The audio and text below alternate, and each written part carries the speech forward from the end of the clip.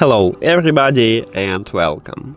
In this video I'm going to show you how to install and set up the application for your earbuds EARFUN Air 2 on your iPhone.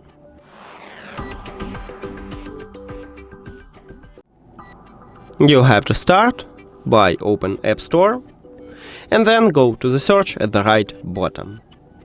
Click at the search line at the top, or if you have an iOS 26 at the bottom, and write EARFUN.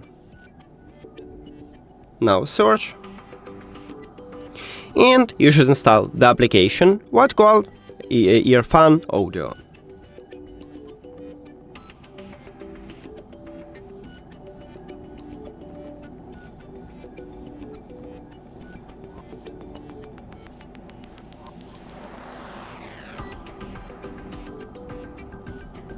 Now open it.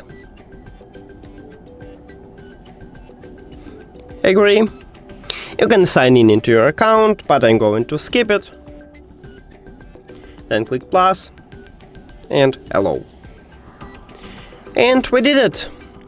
In the next video I will show you how to add these earbuds to the application, so if you don't know how to do this, you can check that video.